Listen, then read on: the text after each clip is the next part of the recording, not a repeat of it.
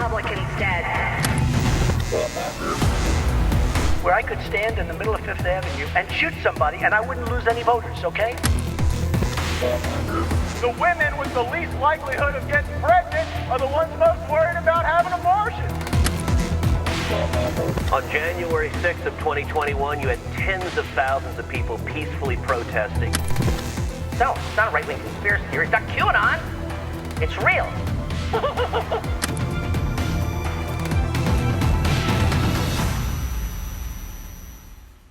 Almost all of you have now heard about the story coming out of Florida about the chairman of the Republican Party of Florida, Christian M. Ziegler, and his wife, Bridget Ziegler. They were apparently involved in a long-running menage a trois, a throuple, whatever you want to call it, with another woman.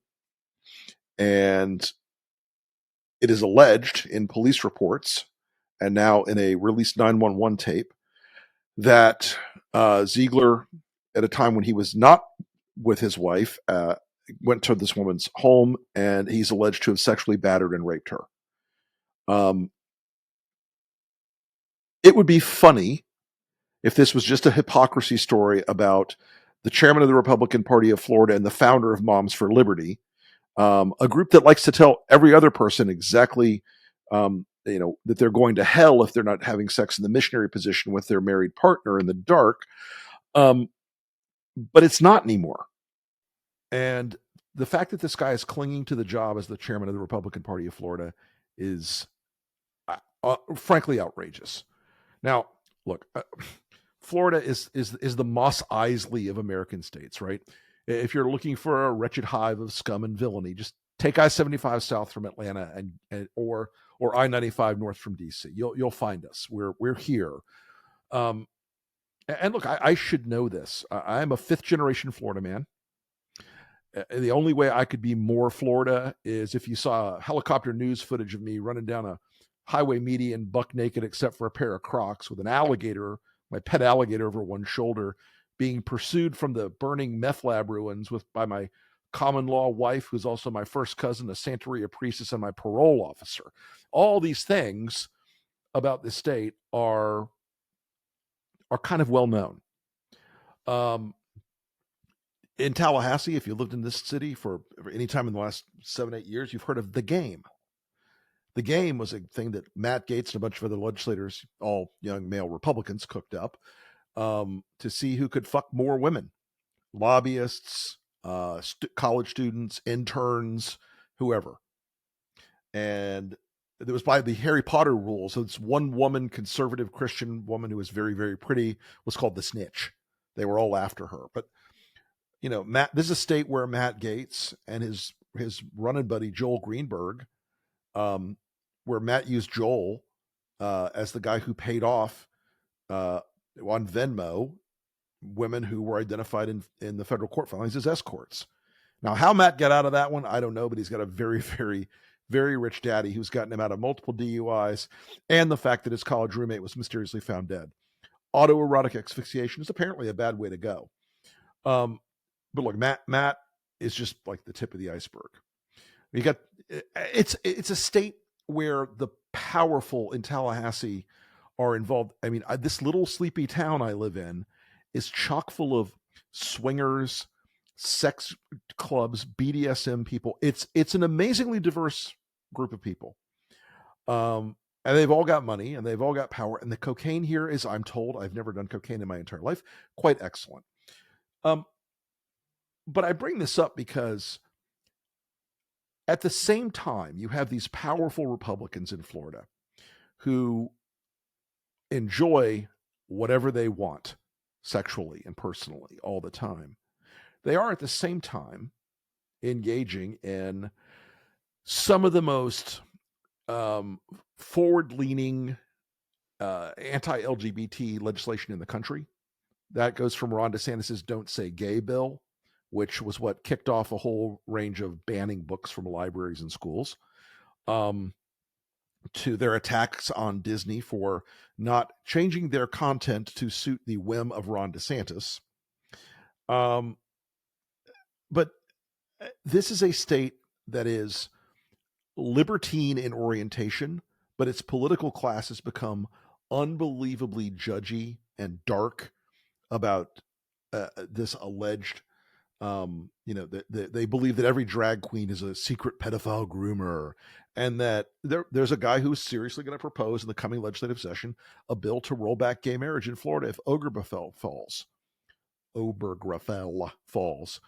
But at the same time, the same people that were passing the Don't Say Gay bill, they went out onto Adams Street or the Governor's Club or wherever after they passed the bill a couple of years ago now, or a year and a half ago now.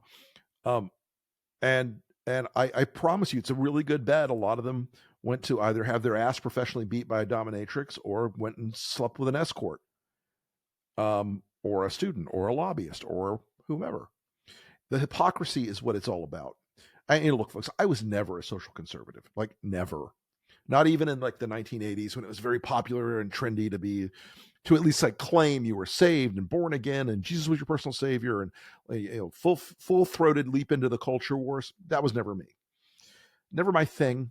I was much more of a individual liberty, free markets, national defense guy. I was a lot more young cold warrior than moral majority. And it's just that the God Squad folks now are in charge of the party at every level. It is inflected with this powerful evangelical moment of attempting to use the power of the state to leverage in evangelical Christianity as not only the law of the land, but specifically to alter school curricula to meet it.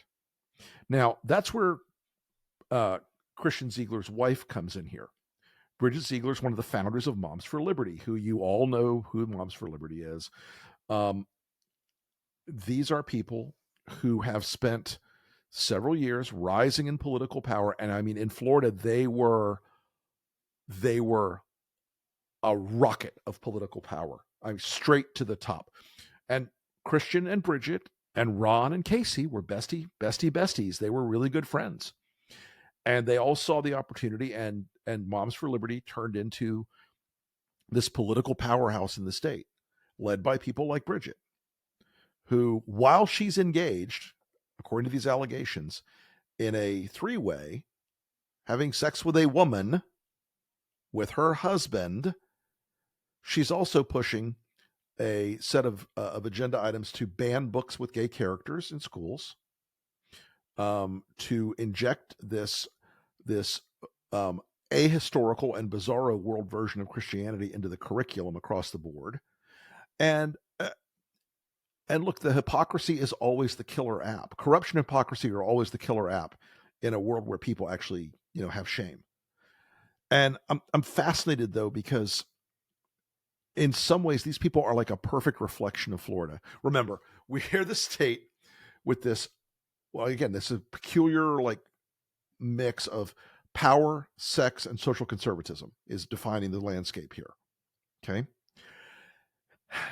And, look, we've got the Villages, the home of more swingers and STDs than anywhere else in the country, the highest per capita sales of Viagra anywhere in the world, a Pfizer exec once told me. We have more strip clubs and massage parlors, which are basically Asian sex trafficking brothels, all over the state. This is a weird place. And the fact that the chairman of the Republican Party, who spends a lot of his time online talking about pedos and predators and all this stuff, and his wife, who runs an organization dedicated to making sure that kids can't even read a book with gay characters in it in school, they're wrapped up in this bizarre love triangle, if I may throw a New Order reference into the pool tonight. And I find it fascinating that we're just seeing the tip of the iceberg on this. We're just seeing the beginnings of this. Now, I don't want to make light of the fact that there is an alleged element of violence in this story from Ziegler. And the fact that this woman has said in the police reports, which have now been released but redacted, that she was sexually battered and raped. It's not funny. Their hypocrisy is amusing, but his individual actions, they're not funny. They are. It's something I take incredibly seriously. when you have somebody in a position of power who's willing to use their power to harm others, like both Christian and Bridget, and when you see that in their private life, they're willing to exercise power to harm others in a physical way. And it's something I don't hold with, not a bit. And I do think we're going to see more of the story. I think we're going to see a lot more of the fact that these folks, and guys, when I tell you that a lot of Republicans in this state are involved in shit like swinging and BDSM, I'm not kink shaming them. I don't care what people do. Do whatever you want. If you are into something with another consenting adult, I'm an individual liberty guy. I'm an individual freedom guy. As long as it's consenting and adult, go dress up as Little Bo Peep. I don't care. Go wear the gimp suit. I don't care. Everybody has their thing. Who knows the secrets of the human heart, right? But it's the imposition of a set of values that these people either do not really believe in, and they're just doing it for social control purposes, and they're just doing it because of their anti-LGBT positions, and then try to live their lives in secret this way. It is just, to my mind, a really interesting moment where you see what the Republican Party evolved into, and they're this hyper Christian base that now controls so much of the action in this thing, so much of the direction of this party, so much of the way people behave and think about what the state can do to hurt people they don't like, what the state can be used to do to leverage against, whether it's somebody who is a lesbian, a trans person, all of it. They are slowly targeting wider and wider swaths of people they don't like, and they are trying to impose this in a way. I call these people unlimited government conservatives. They're trying to oppose this in a way that if the Democrats flipped this over and were trying to do this on the other direction, they would lose their damn minds. And I'll say this: if the Democratic Party of Florida, if the chairman of the Democratic Party of Florida was involved in a three-way relationship that resulted in an accusation of violence, a 911 call, which that was released this evening, and it's very, very disturbing, an accusation and an allegation of sexual assault and rape, if the chairman of the Democratic Party was accused of those things, Fox News would be on 24/7 covering it. They would be going absolutely apeshit, crazy town. There would be reporters here on the ground outside of their house 24/7 screaming bloody murder. They would associate every other candidate, every other person with that crime and that behavior. And the fact that right now, while DeSantis and Casey have tried to cut the cord with the Zieglers and told him to step down, he has not yet. And there has not been a flood of voices coming from the right and coming from the Republican ranks in this state, where the party chairman is very powerful, has a lot of sway, a lot of money at his disposal, a lot of staff and things like that. The fact that that only Ron and Casey, who also did the same thing to Matt Gaetz, by the way, they have a very sensitive nose about one little thing. It's like when a sex scandal gets near them, they cut it off, which I don't know what that says at all. I don't know what that says. But the fact that Republicans nationally and in the state have not gone absolutely, unequivocally gone out and said, stop this, cut it out, quit, you have to resign. And the fact that he's still in power, almost 2 days after this story broke, is remarkable. And again, I wish to God, because I wish to God there had not been an element of violence in this, an allegation of rape. It is horrifying.